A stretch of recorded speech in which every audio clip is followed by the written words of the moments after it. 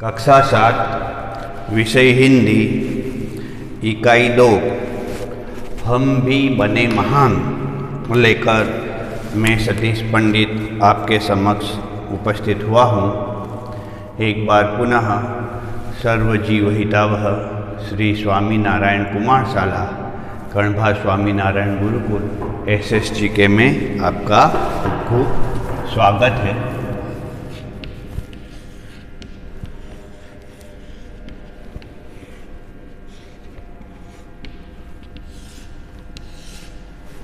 विद्यार्थियों, हम भी बने महान पाठ का यह तीसरा वीडियो है।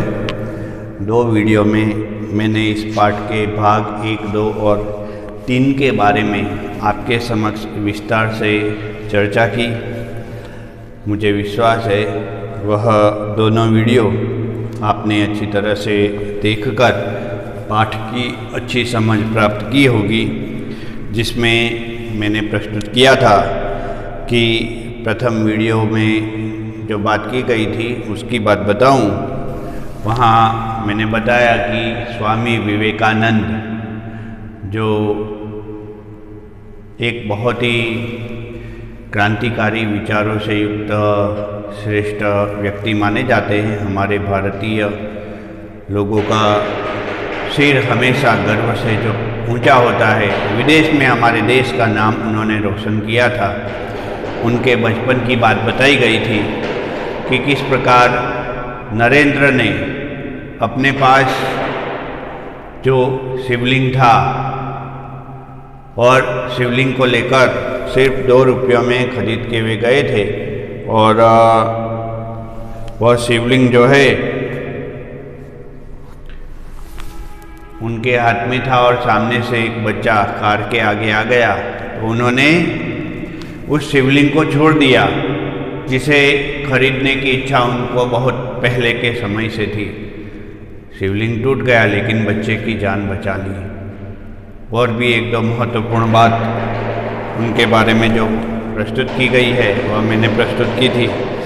विभाग 2 में नियम सबके लिए है, जिसमें गोपाल कृष्ण गोखले जब छोटे थे तो किस प्रकार वे नियमों का पालन करते थे और नियम का पालन करते समय उनको जो नियम बताए दिए जाते थे उन नियमों को सख्ती के साथ वह अपनाते थे और नियमों के अंदर जो भी व्यक्ति यदि आ रहा हो तो वह उसे भी रोक दिया करते थे। तीसरा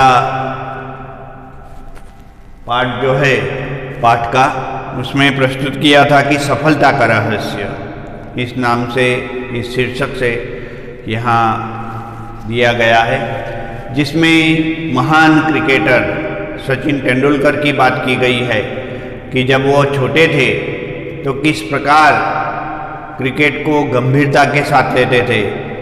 वह अल्पाहार के लिए भी एक दिन नहीं गए और होटल के कमरे में बैठ कर के दीवार में गेंद को मार करके जब वह गेंद वापस आती थी तो बल्ले से वह दीवार की तरफ वापस मारते थे। वह खिलाड़ी बाद में क्रिकेट का एक बहुत ही नामचीन खिलाड़ी बना और क्रिकेट के कई कीर्तिमान उनके नाम पर दर्ज है। विद्यार्थियों, यह सब तो आगे के पार्ट 1 और पार्ट 2 के वीडियो में प्रस्तुत कर ही दिया है। अब इस पाठ का पार्ट 3, जिसमें प्रामाणिकता शीर्षक से जो पाठ का एक विभाग प्रकाशित है उसे लेकर मैं आगे बढ़ना चाहूँगा। विद्यार्थियों, एक शासक की बात की गई है, एक प्रामाणिक शासक की बात की गई है। वह प्रामाणिक शासक विदेश में थे, उनका नाम था हजरत अली।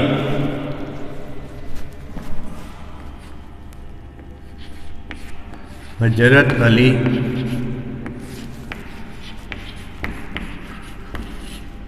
हजरत अली जो है उनकी बात की गई है कि हजरत अली जो है वह किस प्रकार ईमानदारी से काम किया करते थे।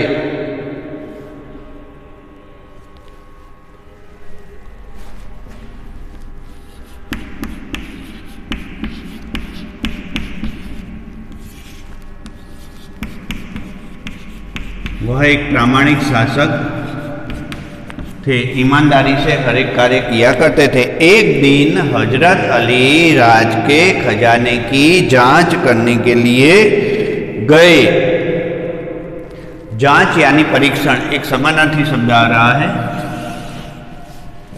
पर्यायवाची शब्द।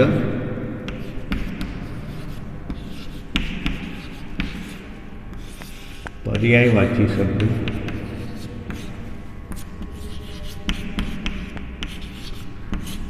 पर्यायवाची शब्द है जांच अर्थात परीक्षण।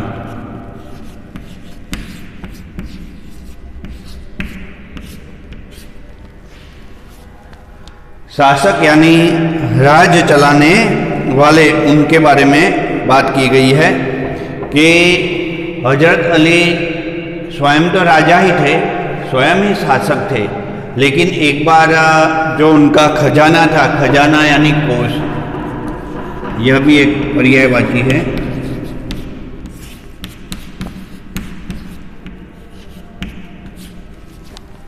तो उनका जो खजाना था, खजाने की जांच करने के लिए गए। काम करते करते अंधेरा हो गया, मोमबत्ती जलाई गई। भाई उस जमाने में तो बिजली थी नहीं, बिजली की सुविधा नहीं थी, इसलिए मोमबत्ती जलाई गई। थोड़ी देर बाद दो सरदार अपने निजी काम के लिए उनके पास आए।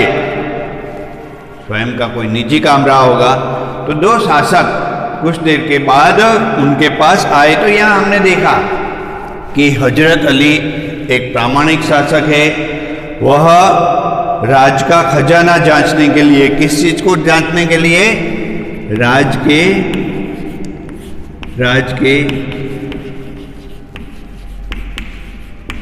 खजाने की जांच करने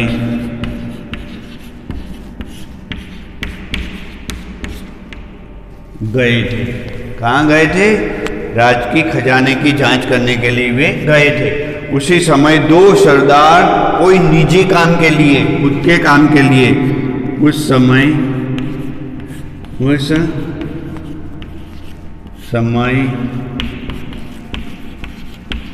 दो सरदार आए। कितने सरदार आए? दो सरदार आए। और वो भी क्या करने के लिए आए? निजी काम के लिए। निजी काम के लिए हजरत अली के पास आए।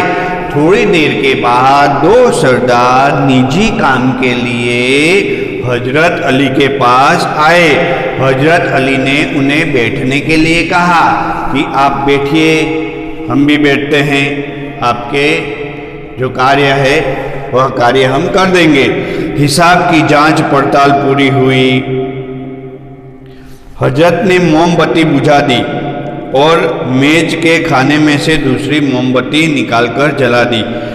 अब हजरत अली जहां थे वहीं थे, कहीं और तो नहीं गए। वो राज के खजाने की जांच कर रहे थे। उन्होंने मोमबत्ती जला रखी थी जिसका उजाला चारों तरफ था। लेकिन जैसे ही दो सरदार उनके पास आए और उन्होंने कोई निजी कार्य की बात की कि हमारा कोई पर्सनली काम है, निजी काम है, आप कीजिए, तो यहाँ हजरत अली ने एक कार्य किया।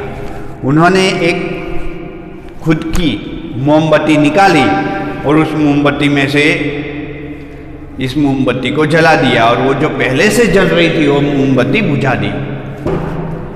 ये तो बड़े आश्चर्य की बात लगी उन दोनों सरदारों को। तो उन्होंने क्या कहा देखते हैं। सरदारों को यह देखकर बड़ा आश्चर्य हुआ। आश्चर्य यानी अचरज,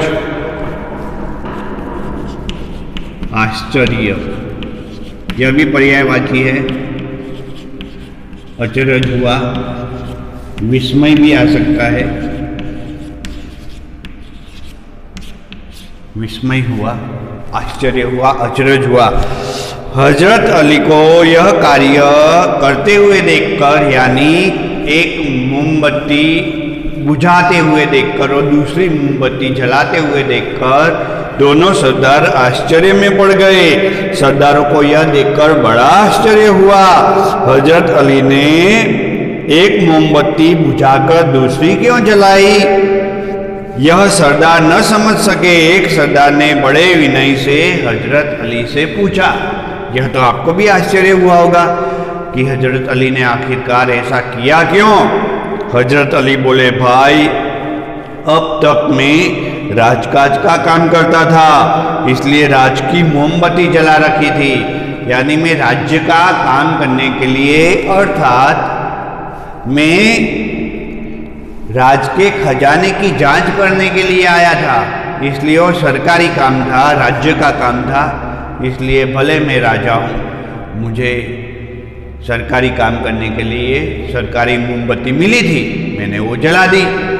हजरत अली बोले, भाई अब तक मैं राजकाज का काम करता था, इसलिए राज की मोमबत्ती जला रखी थी। अब निजी काम शुरू हुआ है, इसलिए मैंने अपनी मोमबत्ती जला ली, नहीं तो मैं चोर या हरामखोर कहलाता। हरामखोर अर्थात हराम का माल खाने वाला। यहाँ एक महत्वपूर्ण बात है, शब्द समूह है।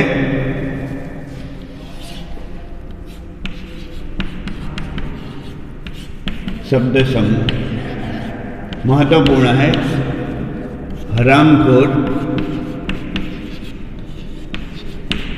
विद्यार्थियों, इस शब्द का प्रयोग आप किसी के पास नहीं करेंगे, क्योंकि गाली के रूप में भी यह शब्द का प्रयोग होता है, लेकिन वह किसी और को नहीं कह रहे। प्रामाणिक शासक कहते हैं कि यदि मैं हराम का माल खाता तो मैं हरामखोर कहलाता, लेकिन किसी को इस प्रकार के शब्दों से आपको संबोधित नहीं करना है, इस बात का ध्यान रहे। हराम का माल, हराम का माल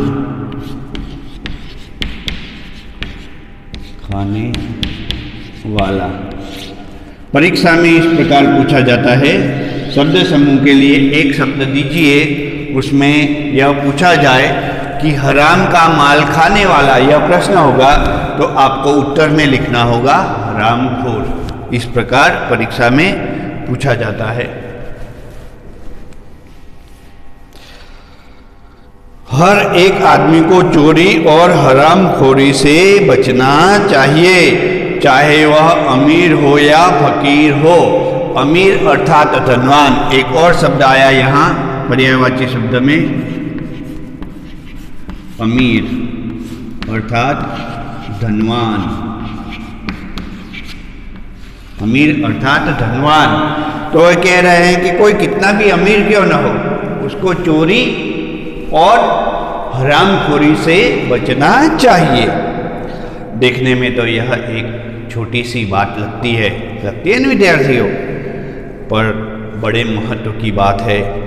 अब हम आज़ाद हो गए हैं, हमारा देश भी अब आज़ाद हो गया है। राजकाज का काम तभी अच्छी तरह से चल सकता है जब लोगों में इस तरह की प्रामाणिकता हो। क्या हो? इस तरह की प्रामाणिकता होनी चाहिए। राजकाज के काम में तभी पारदर्शिता हम ला सकते हैं। हमारे पुरखों ने कहा है, पुरखों ने अर्थात पूर्वजों ने। एक और शब्द आया, पुरखों अर्थात पूर्वज। हमारे पूर्वजों ने कहा है कि माँ गृदः कस्य स्विद धनम, अर्थात किसी के धन और माल की लालसा नहीं करनी चाहिए। यह मनुष्यों के लिए सबसे बड़ी सीख है। तो बहुत ही महत्वपूर्ण बात यहाँ बताई गई है कि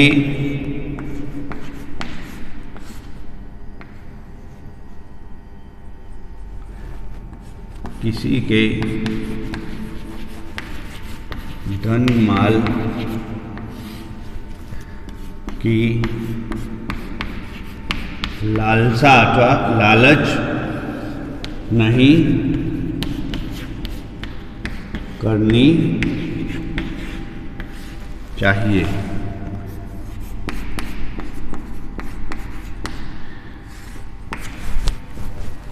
बहुत ही महत्वपूर्ण बात यहाँ पे की।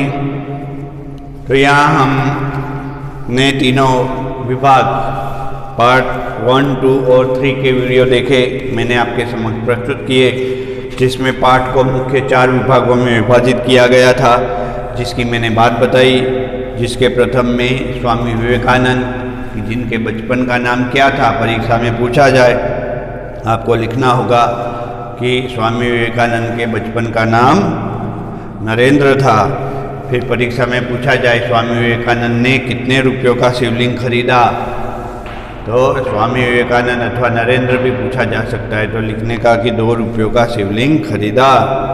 फिर परीक्षा में पार्ट बी में से यहाँ दूसरा विभाग है, उसमें से पूछा जाए कि स्वयं सेवक कौन थे, तो स्वयं सेवक गोपाल कृष्ण गोखले थे।